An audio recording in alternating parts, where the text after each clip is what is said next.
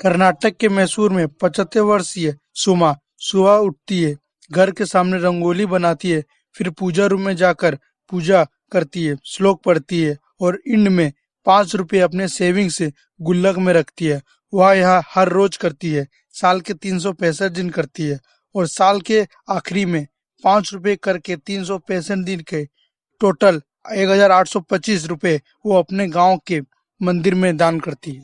ऐसी सुमा जैसी करोड़ों लोग हैं पूरा भारत में जो कंट्रीब्यूट करती है अपनी मेहनत की कमाई। सुमा को पता है कि दान के पैसे भगवान के पास नहीं जाते, उनके पास इतना कॉमन सेंस है कि पैसों से मंदिर की मेंटेनेंस और चैरिटेबल एक्टिविटीज होती हैं। वो ये नहीं जानती कि सेकुलरिज्म के नाम पे उनका पैसा का गलत इस्तेमाल किया जा रहा है, इनडायरेक्टली मदरसा और क्रिश्चियन मिशनरी को फंडिंग किया जा रहा है। अब कई लोग कहेंगे कि ये तो हिंदू मुस्लिम हो रहा है, तो मैं कहना देना चाहता हूँ कि इस वीडियो को अंत तक देखें और कुछ गलत लगे तो कमेंट में बताएं।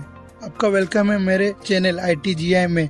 इस वीडियो में हम एनालाइज करेंगे कि कैसे गवर्नमेंट हिंदू मंदिरों का टेम्पल के पैसे को मिसयूज कर रहा है।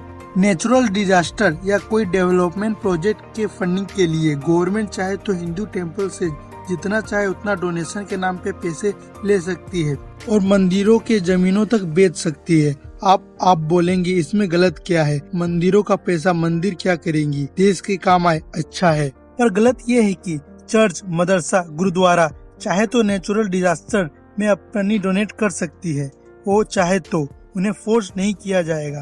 पर अगर हिंदू मंदिर है तो गवर्नमेंट फोर्सफुली डोनेशन ले सकती है और टेम्पल की प्रॉपर्टी तक सेल कर सकती है। ऐसा भेदभाव क्यों?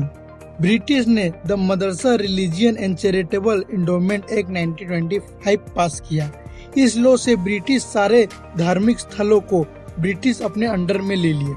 पर इसके बाद मुस्लिम और क्रिश्चियन कम्युनिटी ने बड़ा प्रोटेस्ट किया और इस प्रोटेस्ट को देखकर ब्रिटिश ने इस लॉ में से मुस्लिम, क्रिश्चियन और सिख कम्युनिटी को निकाल दिया और इसका रीनेम किया मदरसा हिंदू रिलीजियन एंडोमेंट एक्ट 1927।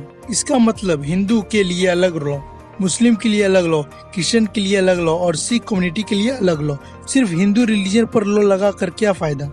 इस लॉ का मेन कारण क्या है, यह समझने के लिए हमें ब्रिटिश गवर्नमेंट की पॉलिसी समझनी होगी। ब्रिटिशर मानते थे कि अगर भारत को कमजोर करना है और उस पर राज करना है तो हिंदुओं मंदिरों को पहले गवर्नमेंट के कंट्रोल में लाना होगा, क्योंकि भारत के मंदिरों को भारत का दिल कहा जाता है और भारत के मंदिरों के पास काफी पैसे भी थे। और जो ब्रिटिश रूल बना के गए थे वो गवर्नमेंट आज तक फॉलो कर रही है।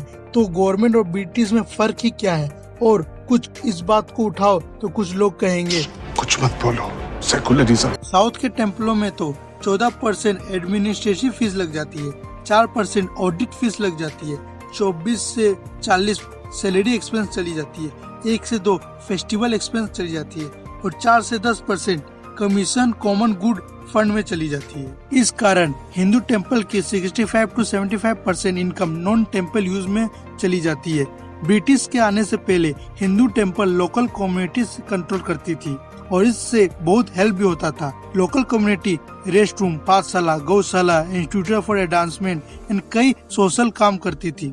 अभी तो कई स्टाफ को सैलरी भी तक नहीं मिलती और फंड इतना सफिशिएंट भी नहीं मिलता जिससे गौशाला, पाठशाला, रेस्ट हाउस, वेद और सनातन धर्म का प्रचार कर सके।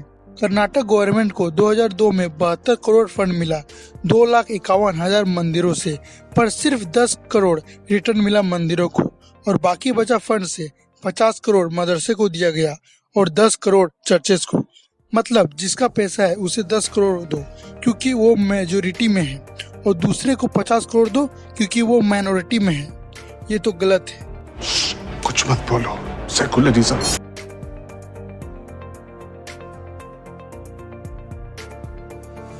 TR रमेश जो टेम्पल वर्शिप सोसाइटी चेन्नई के प्रेसिडेंट हैं, उन्होंने कहा है कि 1986 से 2005 के बीच तमिलनाडु के मंदिरों ने 43,000 एकड़ जमीन और 10 मिलियन स्क्वायर फीट गवर्नमेंट ने बेच दिया। हजारों मंदिर फंड न मिलने की वजह से बंद हो जा गई और उन्हीं मंदिरों का पैसा उन्हें नहीं दिया जा रहा है।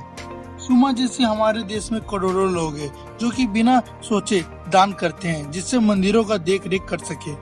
हमें इस पर आवाज उठानी चाहिए। हमारे पास डेमोक्रेसी सिस्टम है, पर सुमा जैसी कई लोग हैं जो इसी इशू को ठीक से जानते नहीं है। हमें सबसे पहले उन्हें अवेयर करना चाहिए और इस वीडियो को शेयर करें जिससे ये इन्फॉर्मेशन सब तक